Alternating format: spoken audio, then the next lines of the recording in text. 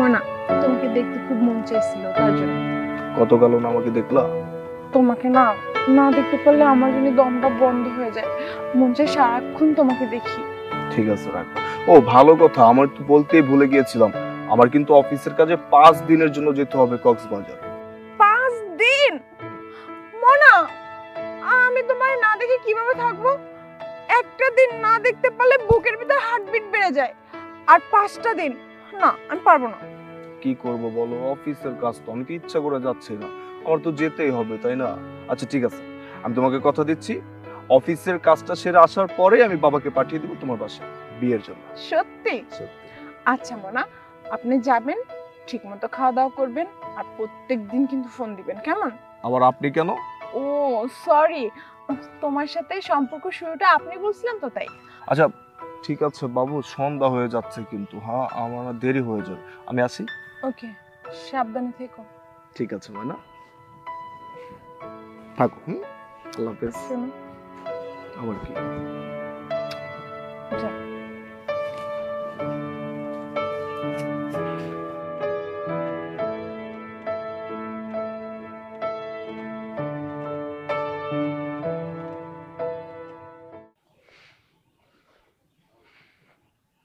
তুমি আমার ফোন ধরতেছো না কেন? আমার ফোন কেন ধরতেছো না? কথা বলছো না কেন? একদম শাউট করবেন না। হোয়াট? কেন কেন কোন কারণে আপনি আমাকে ফোন দিচ্ছেন? কেন আপনি আমাকে ফোন দিবেন? আমি আপনার কে হই? কি কারণে ফোন দিছি মানে? আমি তোমাকে ভালোবাসি। ভালোবাসা? কিসের ভালোবাসা? যার কোনো ব্যাকগ্রাউন্ডই ঠিক নাই, সে আবার কাকে ভালোবাসতে পারে? একটা উল্টাপাল্টা কথা বলবো না, আমার ফ্যামিলি নিয়ে বলে দিলাম, একটা উল্টাপাল্টা কথা বলবো না। কি ব্যাকগ্রাউন্ড খারাপ আমার? কি করছি আমি? আপনি কিছু করেন নাই, কিন্তু আপনার ফ্যামিলি একটা থার্ড ক্লাস ফ্যামিলি। কোথায় কোন নাগর পেয়েছো সেটা তো বলবা না, নিজের দোষটা এখন আমার ঘাড়ে চাপিয়ে দিচ্ছ তাই না? স্টপ! একদম আমার চরিত্র নিয়ে কথা বলবেন না। যার ফ্যামিলি একটা থার্ড ক্লাস, যার ফ্যামিলির কোনো ব্যাকগ্রাউন্ডের ঠিক নাই, যে একটা থার্ড ক্লাস ফ্যামিলির বিলং করে, তার আবার বড় বড় মুখের কথা।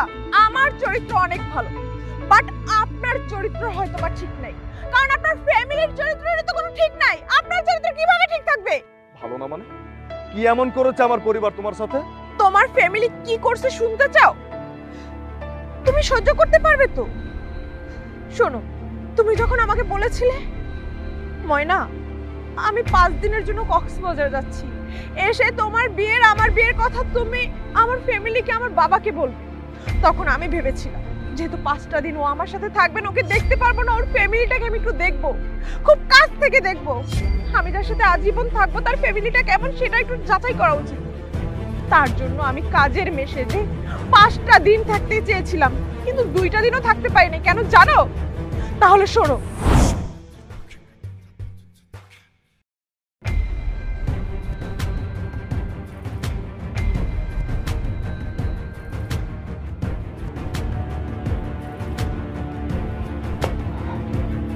ফুলবানু,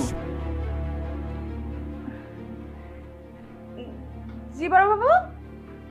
তো দিকা তোর সাথে একটু কথা বল। জি বড় সাহেব, কিছু কইবেন? হ্যাঁ বস। আহা, নিচে বসলি কেন? আমার পাশে বস। না কোন, কি কইবেন কোন। দেখ, আমার বাড়িতে এত কাজ করিস, ঘর মোছা, বাসন ধোয়া, এই যে টেবিল মুছতেছি, এত সুন্দর হাত দিয়া এত শক্ত শক্ত কাজ করিস, তোর কাছে খারাপ লাগে না?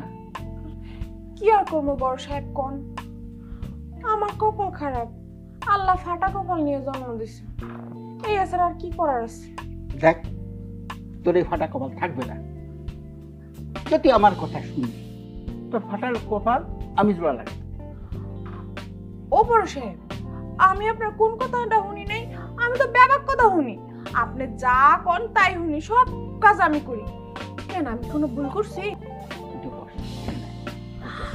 না, কি কোন না কোন বড় সাহেব, আমি সারা দিন কাম করতে থাকি, গায়ের ভিতরে ময়লা, কোতরে জামা কাপড়ে ময়লা। আপনার ওই দামি সোফার ভিতরে যদি আমি বহি তাহলে ময়লা লাগবো না? আমি এখানে আছি, আপনি এখানেই কোন, কি কথা ভালো কোন। তুই উপরে বস। আহা, লজ্জার কিছু নাই তো, এখানে আর কেউ নাই, তুই আর আমি। বড় সাহেব হয়েছে কি কর এখন কর।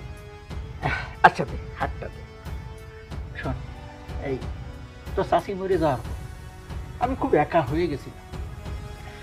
যেদিন তুই এই বাড়িতে কাজের মেয়ে হয়ে আসলি, বুঝছিস, তোর প্রতি একটা আমার অন্যরকম ফিলিংস তৈরি হয়ে গেল।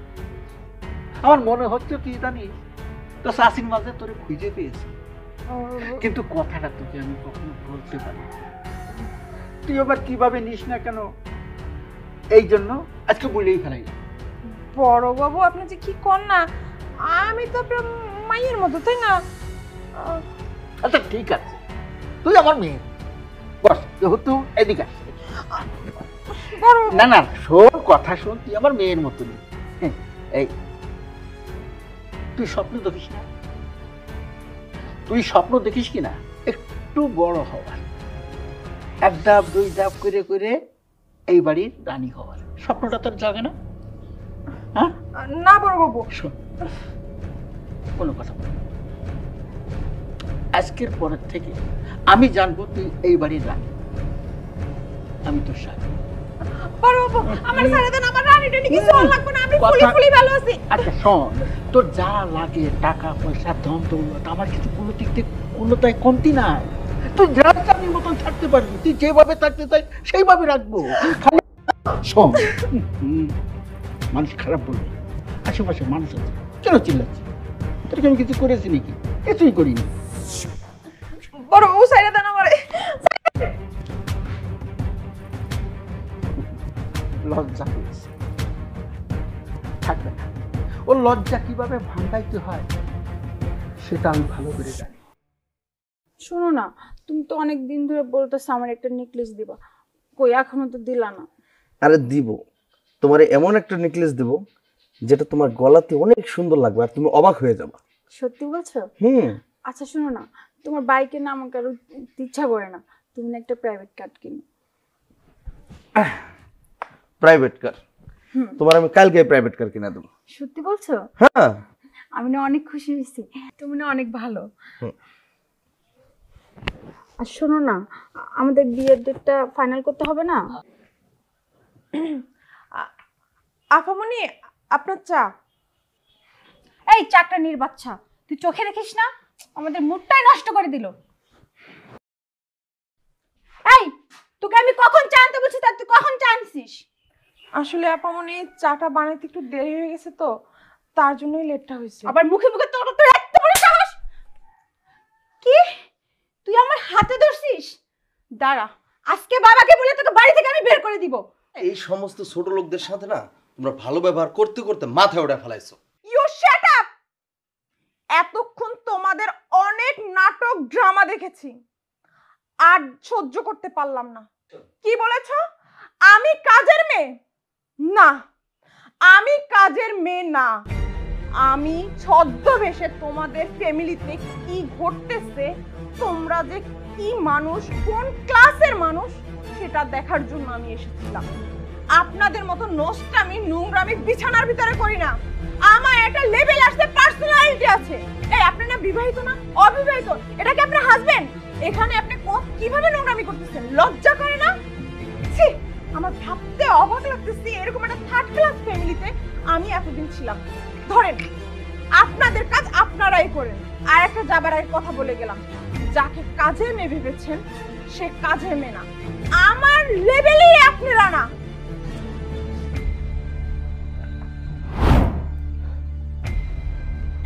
বুঝতে পেরেছো তোমার ফ্যামিলিটা কতটা খারাপ? আমি যে ফ্যামিলিতে থাকবো তার ফ্যামিলির যদি এই অবস্থা হয় আমি কিভাবে থাকবো? আর ফ্যামিলিটা যেহেতু এত খারাপ, তুমি কতটুকু খারাপ হবা আল্লাহই ভালো জানে। তার জন্য তোমার সাথে আমি কোনো সম্পর্ক রাখতে চাই না, তোমার সাথে আমার ফিউচারটা জড়াতে চাই না, আমার ফিউচারটা আমি নষ্ট করতে চাই না। তার জন্য বলছি, নেক্সট টাইমে তুমি আমার কখনো সামনে আসবা না, আমাকে ফোনও দিবা না, আমাকে আমার মতো থাকতে দাও, তুমি তোমার মতো থাকো।